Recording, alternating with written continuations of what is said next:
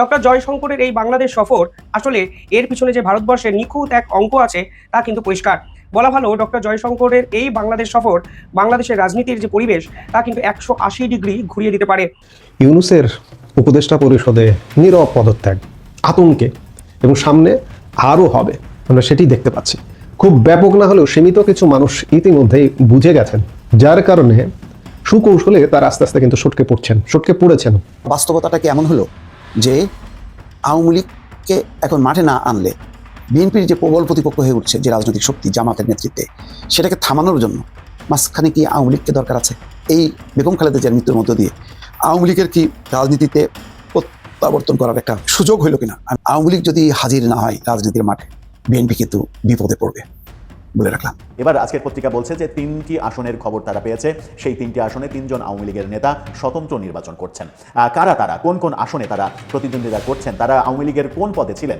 ভারতে নিযুক্ত বাংলাদেশ হাইকমিশনার রিয়াজ হামিদুল্লাহকে ভারতের রাজধানী দিল্লি থেকে উড়িয়ে এনে পররাষ্ট্র মন্ত্রণালয়ে রুদ্ধদ্বার বৈঠক করেছেন নিরাপত্তা উপদেষ্টা খলিলুর রহমান এবং পররাষ্ট্র উপদেষ্টা তৌহিদ হোসেন, এবং সেই বৈঠকের স্থায়িত্বকাল ছিল 45 মিনিট। দর্শক, নতুন একটা নিউজ আপনাকে স্বাগতম।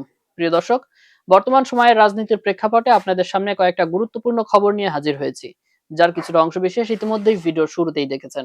দর্শক, ভিডিওর শুরুটা দেখেই কিন্তু বুঝতে পেরেছেন আজকের নিউজটা ঠিক কতটা গুরুত্বপূর্ণ হতে চলেছে। তাই বলবো, যারা ভিডিওটি অন করেছেন, নাটেনের সম্পূর্ণ নিউজটি মনোযোগ সহকারে দেখতে থাকুন। তো দর্শক, আর দেরি না করে চলুন দেখে আসবো আজকে সেই কাঙ্ক্ষিত ভিডিওগুলো। তবে তার আগে বলবো, যারা এখনো চ্যানেলটি সাবস্ক্রাইব করেননি, অবশ্যই চ্যানেলটি সাবস্ক্রাইব করে পাশে থাকা বেল আইকনটি ক্লিক করে দিন। আর যারা ইতিমধ্যেই চ্যানেলটি সাবস্ক্রাইব করে রেখেছেন, তাদেরকে অসংখ্য ধন্যবাদ। তো চলুন দর্শক, ভিডিওটিতে একটি লাইক দিয়ে আমরা ধারাবাহিকভাবে সবগুলো ভিডিওর আলোচনা দেখে আসি। বাংলাদেশে গিয়ে পৌঁছলেন ভারতবর্ষের বিদেশমন্ত্রী ডক্টর জয়শঙ্কর। ডক্টর জয়শঙ্করের এই বাংলাদেশ সফর খালেদা জিয়ার শেষকৃত্যের অনুষ্ঠানে যোগদান করার এক উপলক্ষ হলেও আসলে এর পিছনে যে ভারতবর্ষের নিখুঁত এক অঙ্ক আছে তা কিন্তু পরিষ্কার।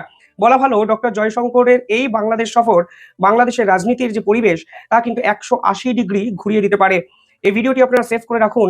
ফেব্রুয়ারি নির্বাচনের ফলাফল বেরোনোর পর দেখবেন ডক্টর জয়শঙ্করের এই বাংলাদেশ সফর আসলে ঠিক কিভাবে বাংলাদেশের যে মানুষের মনোবল এবং বাংলাদেশের ভোট পূর্ববর্তী যে পরিবেশ তা কিভাবে বদলে দিতে পারে। যাই হোক, আজকে একটু সহজ করে আপনাদেরকে বোঝানোর চেষ্টা করি। ইন্টারেস্টিং বিষয় হলো ডক্টর জয়শঙ্করের এই সফরের দিনই ফয়জালের একটি ভিডিও সামনে এসেছে। ফয়জাল মানে সেই ভারত বিরোধী ছাত্রনেতা হাদি। তার মৃত্যুতে প্রধান অভিযুক্ত এই ফয়জাল, যিনি ভারতবর্ষে লুকিয়ে আছেন বলে সরাসরি অভিযোগ করা হয়েছিল বাংলাদেশের সরকারি মহল থেকে। এবং বাংলাদেশের পুলিশ, বাংলাদেশের গোয়েন্দা দপ্তর প্রাথমিকভাবে তারা ফয়জালের ভারতে চলে আসার পিছনে কোনো তথ্য প্রমাণ না পেলেও তারাও এখন মোহাম্মদ ইউনূসের সরকারের সঙ্গে সুর মিলিয়ে বলছেন যে ফয়জাল ভারতের মাটিকে কাজে লাগিয়ে এই হাদিকে হত্যা করেছে। আর এবার ফয়জাল ভিডিও বার্তায় বললেন, আমি তো ভারতে নেই, আমি দুবাইতে আছি। অর্থাৎ ডক্টর জয়শঙ্কর যেদিন বাংলাদেশে গেলেন সেদিন বাংলাদেশের রাজনীতি 180 ডিগ্রি বদলে গেল, তা কিন্তু আন্তর্জাতিক স্তর বেশ ভালোই বুঝতে পারলেন। ফয়জালের এই ভিডিও বার্তাটা 4 মিনিটের বার্তায় একাধিক গুরুত্বপূর্ণ কথা কিন্তু তিনি বলেছেন। তিনি প্রথমে বলেছেন, আমি দুবাইতে আছি। এবার এই দুবাইতে আছি যে তিনি বলেছেন, এর পাল্টা প্রশ্ন ওঠে যে তিনি বাংলাদেশের বিমানবন্দরকে কাজে লাগিয়ে দুবাইতে গেছেন, বাংলাদেশের ভিসা পাসপোর্টকে কাজে লাগিয়ে তিনি দুবাইতে গেছেন। তাহলে সরকারি কোন অফিসার তাকে visa, passport, air flight, security check এই সব বিষয়ে মদত করলো? হাদির ভাই বলেছিলেন এই সরকার অর্থাৎ বাংলাদেশের এই ইউনিট সরকার নির্বাচন পিছিয়ে দেওয়ার জন্য হাদিকে হত্যা করেছে। আজকে দেখুন ফয়জালের এই ভিডিও বার্তায় পরিষ্কার হয়ে গেল, এই ফয়জাল যদি সত্যি অপরাধী হয় তাহলে তাকে দেশ ছাড়তে কিন্তু সাহায্য করেছিলেন মোহাম্মদ ইউনূস সরকারের একাধিক অফিসিয়াল। না হলে একজনের পক্ষে এই রকম ভাবে খুনে অভিযুক্ত হয়ে দুবাইতে যাওয়া সম্ভব নয়। পাশাপাশি ফয়জাল পরিষ্কার বলেছেন যে তিনি গভর্নমেন্টকে এবছরও 9 লক্ষ টাকা ট্যাক্স দিয়েছেন। তার বিজনেস আছে এবং তিনি একাধিক গভর্নমেন্ট কন্ট্রাক্ট তোলেন এবং সেই কাজ তিনি করেন। এমনকি তিনি দাবি করেছেন হাদিকে তিনি এই গভর্নমেন্ট কাজ পাওয়ার জন্য প্রায় 15-20 লক্ষ টাকা নাকি তিনি দিয়েছিলেন। এবং যেদিন হাদি মারাও যান সেদিনও নাকি হাদি তার থেকে 10,000 টাকা নেয়। অর্থাৎ পুরোটাই ব্যবসায়ী লেনদেন এই ফয়জালের সঙ্গে হাদির ছিল। ব্যবসায়ীরা যেটা করে অর্থাৎ রাজনৈতিক নেতাদেরকে সাহায্য করতে গিয়ে তারা নিজেরা ব্যবসায় মুনাফা লোটার চেষ্টা করে, ঠিক সেরকমই এই সম্পর্কটা ছিল।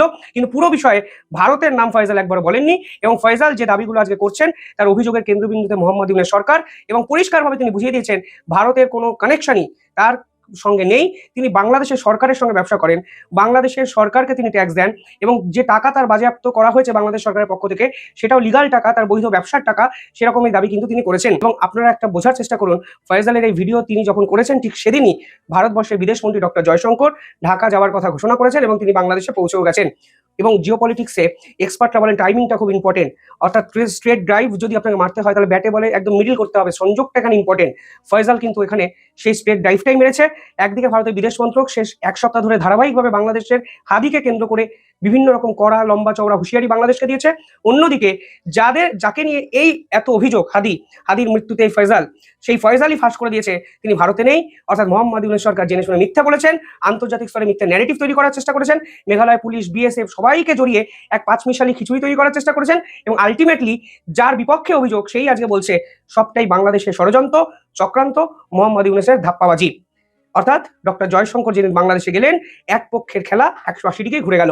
এবার পলিটিক্যালি কিভাবে ঘুরলো আমি একটু আপনাদের বোঝাই।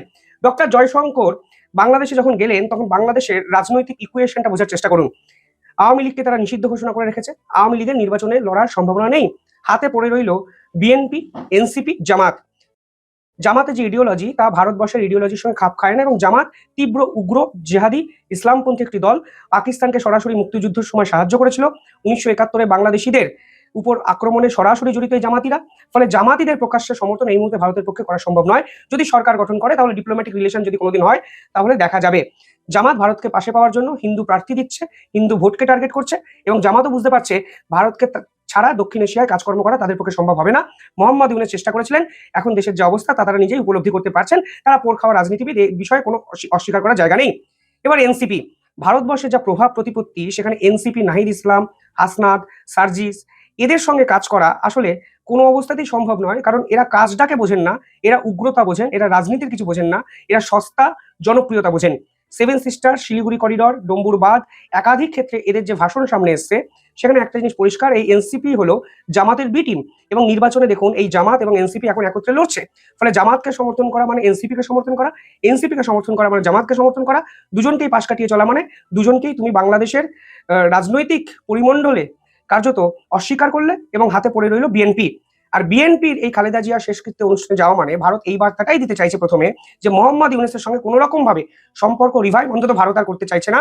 মোহাম্মদ ইউনূস যেভাবে জামাতি এবং এনসিপিদের বা এই ছাত্র নেতাদের ফাঁদে পা দিয়েছেন এর প্রকাশ্যে সমর্থন ভারতের পক্ষে করা সম্ভব নয়, তা ভারত স্পষ্ট বলে দিয়েছে।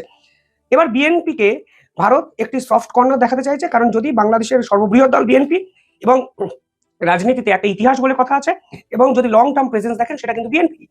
ফলে বাংলাদেশের এই মুহূর্তে জয়শঙ্করে যাওয়া মানে ভারত এই বার্তাটা দিচ্ছে যে বাংলাদেশ বরাবর এই ভারতকে যে প্রো হাসিনা বলতো, একটি নির্দিষ্ট দলের হয়ে কাজ করতে বলতো, এই পার্টিকুলার ন্যারেটিভটা ভাঙার চেষ্টা ভারত এখানে করছে।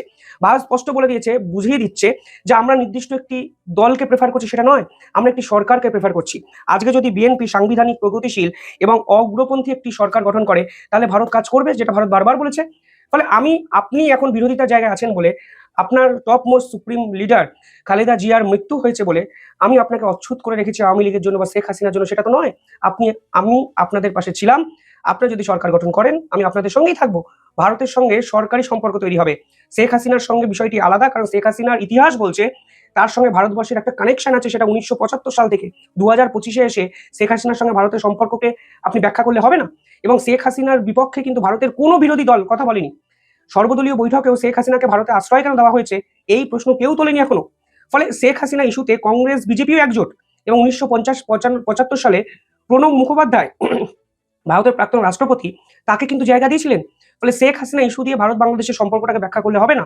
শেখ হাসিনা ভারতবর্ষের জন্য অত্যন্ত গুরুত্বপূর্ণ একটা ব্যক্তি শুধু নয়, পারিবারিক সম্পর্ক শেখ হাসিনার সঙ্গে।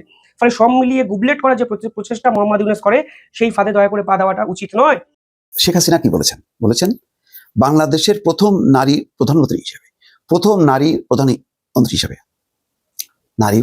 হিসেবে প্রথমে, তার মানে একটা স্বীকৃতি দিলেন।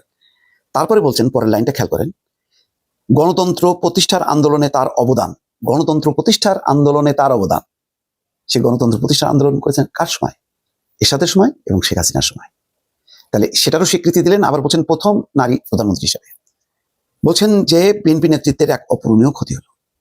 সত্যি ক্ষতি হলো, একটা কথাও কিন্তু মিথ্যা না। আবার দেখেন তার কথা রেশ ধরে সজীব ওয়াজেদ জয় তিনিও কি বলছেন। ধরা হয় যে তিনি হয়তো উত্তরসূরি হবেন শেখ হাসিনার যদি বিদায় নেন পৃথিবী থেকে। দেশের সংকটময় মুহূর্তে, মানে বাংলাদেশে এখন সংকটময় মুহূর্ত বলছেন, যখন সাধারণ মানুষের নিরাপত্তার অভাবে ভুগছে, নিরাপত্তা নেই সত্য, দেশকে অস্থিতিশীল এবং বিরাজনীতিকরণের অপচেষ্টা চলছে, কথাটা একেবারে মিথ্যা নয়। তখন তার এই চলে যাওয়া বাংলাদেশের উত্তরণের পথে এক গভীর প্রভাব ফেলবে। চিন্তা করা যায়, এই দুইজনকে মনে করেন শেখ হাসিনা ক্ষমতায় আর সজীব ওয়াজেদ জয়ও ওই তথ্য উপদেষ্টা নাকি বলে সেই পদে আছেন। সেই সময় মনে করেন এই বেগম খালেদা জিয়ার বিদায় যদি হতো, এই শব্দগুলি কি ওরা লিখতেন কিনা? তারা লিখতেন, আমার সন্দেহ হয়, কিন্তু লিখেছেন। যখন লিখেছেন আমরা এটাকেই ধরে যদি বিশ্লেষণ করি তাহলে দুইটা জিনিস পাবো। একটা হলো যে বিএনপির মন গলানোর চেষ্টা, একটা কৌশল বলবেন নাকি অপকৌশল বা চালাকি বলতে পারেন, কিন্তু বলে তো ফেলেছেন, মুখ দিয়ে তো ফেলছেন, এবং কোনোটাই তো অস্বীকার করা যায় না।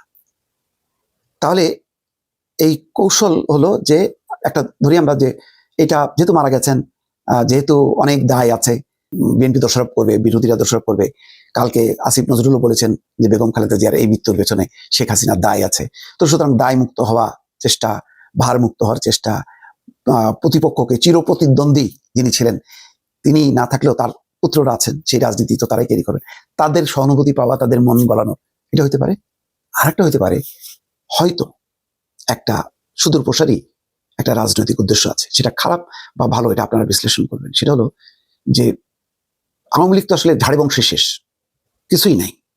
শোক যে জানাবে তারা আনুষ্ঠানিকভাবে, মানে তারা দুজন যে তারেক রহমানের সঙ্গে দেখা করবেন বা পরিবারের সদস্যদের কাছে যে শোক জানাবেন, সেই অবস্থার মধ্যেও তো নেই। মানে আওয়ামী লীগ হিসেবে তারা পথে ঘাটে কোথাও বেরোতে পারেন না।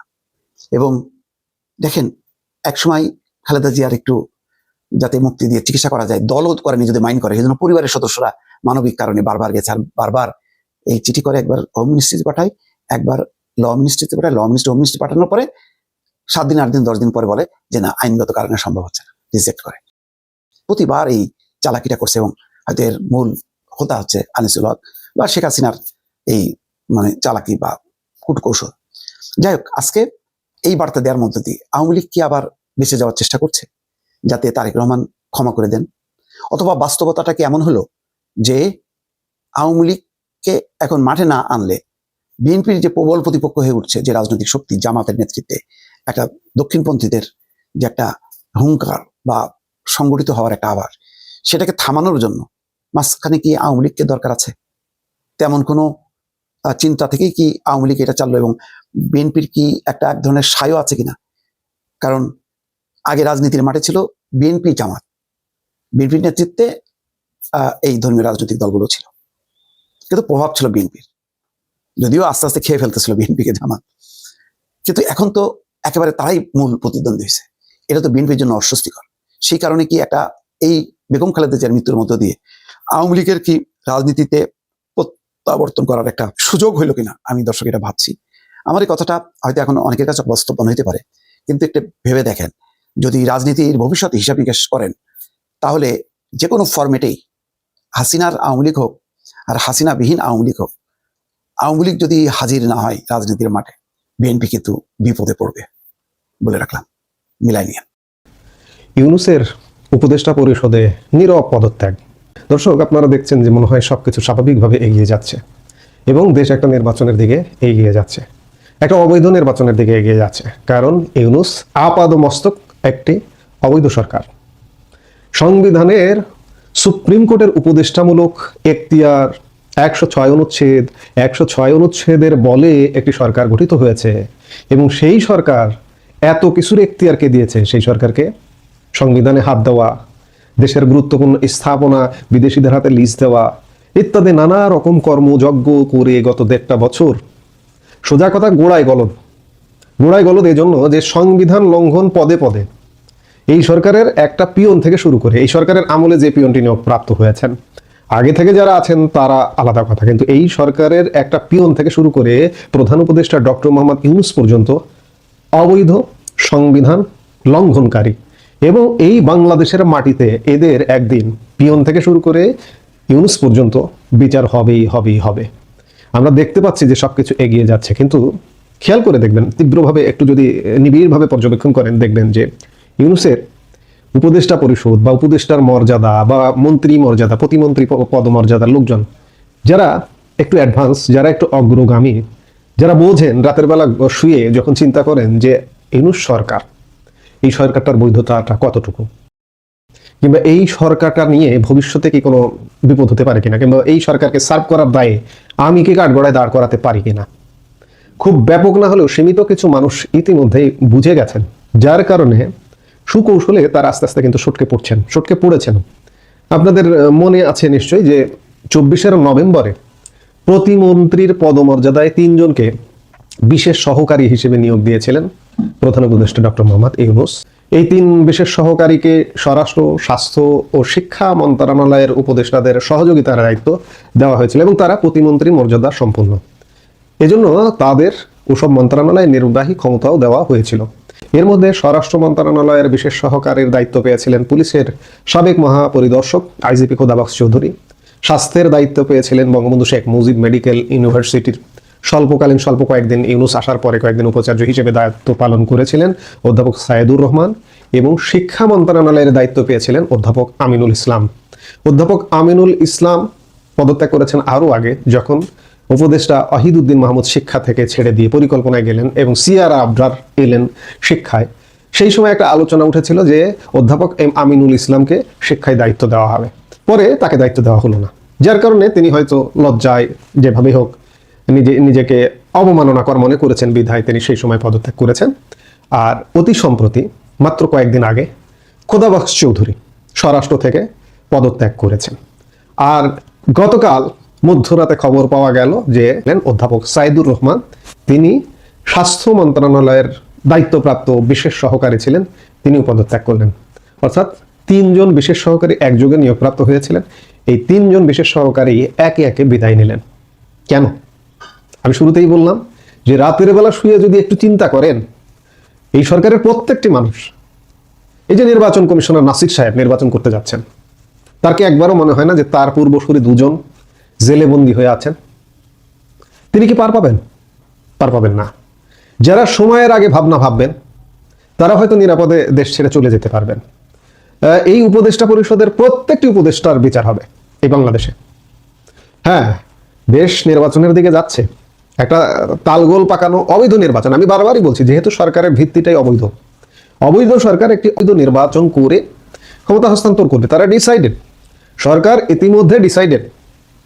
সরকারের ইচ্ছা ছিল জামাতকে দেওয়ার, জামাতেরও ইচ্ছা ছিল ক্ষমতা নেওয়ার, কিন্তু সার্বিক অবস্থা বিবেচনায় সেনাবাহিনীর একটা অংশ জামাতকে দিতে চায়, সরকারের একটা অংশ জামাতকে দিতে চায়, জামাতও নিতে চায়। কিন্তু এখানে জয় পরাজয়ের বিষয়টা মনে হচ্ছে যে বিএনপির হাতে ক্ষমতাটা দিয়ে সেনাবাহিনীও ডিসাইডেড বেশিরভাগ অংশ যে আপাতত তো অন্য কিছু ভাবনার সুযোগ নেই।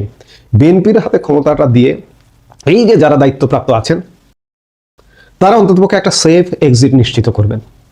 সেনার শীর্ষ কর্মকর্তাদের কেউ সেফ এক্সিট নিশ্চিত করবেন। এবং বিএনপির হাতে যে ক্ষমতাটা যাবে যদি নির্বাচনটা হয়, এখনো বলছি যদিও নির্বাচনটা হয়, নির্বাচন হওয়ার খুব বেশি সম্ভাবনা আছে। আমি 70 থেকে 80% সম্ভাবনা দেখছি যে 12 ফেব্রুয়ারি এরা নির্বাচন করবে, শুধুমাত্র সেফ এক্সিটের কারণে। 30% ঝামেলা আছে, জঙ্গিরা যদি নিজেরা মারামারি করে নির্বাচনটাকে বানচাল করে দেয়। যেটি বলছিলাম যে শুধুমাত্র সেফ এক্সিটের জন্য এই নির্বাচনটা হবে। এবং কেউ যারা আগাম বুঝতে পারছেন যে পরিস্থিতি ভালো না, পরিণতি ভালো হবে না, তারা কিন্তু আগাম পদত্যাগ করছেন। এই যে অধ্যাপক সায়েদুর রহমান পদত্যাগ করেছেন আসলে 1 মাস আগে, কিন্তু গৃহীত হয়েছে গতকালকে, গেজেট প্রকাশ হয়েছে গতকালকে। সাইদুর রহমান সংবাদ মাধ্যমের কাছে বলেছেন যে আমি 1 মাস আগে পদত্যাগপত্র জমা দিয়েছি। এবং আপনি নিশ্চিত থাকুন, এই যে যারা পদত্যাগ করলেন, আমিনুল ইসলাম শুরুতে, এরপরে খোদাবক্স চৌধুরী, এরপরে সাইদুর রহমান, এবং নির্বাচন আসতে আসতে হয়তো আরো কিছু পদত্যাগের ঘটনা করতে পারে, এবং পুরো পরিষদ পদত্যাগ করবে এটা আমি এখনই বলবো না যে নির্বাচন না করেই পদত্যাগ করতেও পারে। অসম্ভব কিছু না, উড়িয়ে দেওয়ার কিছু না, ও করতেও পারে। নির্বাচনটা শেষ পর্যন্ত করতে পারলো না, ওই যে জঙ্গিরা যদি মারামারি করে, নির্বাচন না করে এখন পদত্যাগ করে তারা নিরাপদে চলে যেতে পারবেন কিনা সেটিও সন্দেহ আছে। যাই হোক, যারা আগাম বুঝতে পারছেন যে পরিস্থিতি ভালো না, তারা পদত্যাগ করছেন। এবং তারা প্রত্যেকেই ঠান্ডা মাথায় রাতে শুয়ে যদি চিন্তা করেন যে ইন্টারিম থাকতে থাকতে তারা বিদেশে পাড়ি দেবেন। কারণ তারেক রহমানকে যদি দায়িত্ব দেওয়া হয়, সেই টাইমটা হবে অনেক রিস্কি, সেই সময় দেশ ছাড়া যাবে কিনা সে ব্যাপারে সন্দেহ আছে।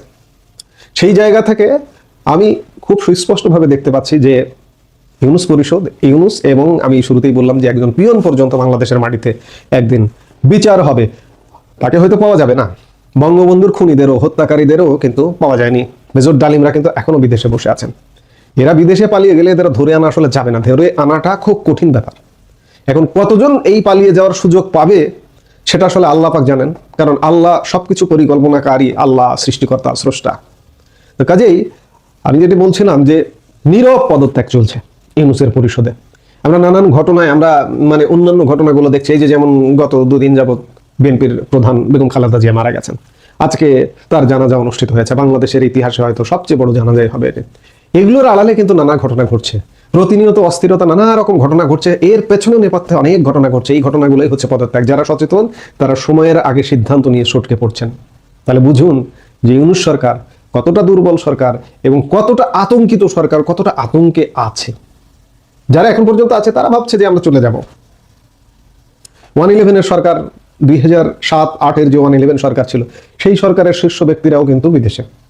তারা এরকম অপরাধ করেননি, তারা চাইলে দেশে থাকতে পারেন আসলে, কিন্তু এখনকার পরিস্থিতি তাদের থাকতে দেবে কিনা বা সেটি একটা ব্যাপার।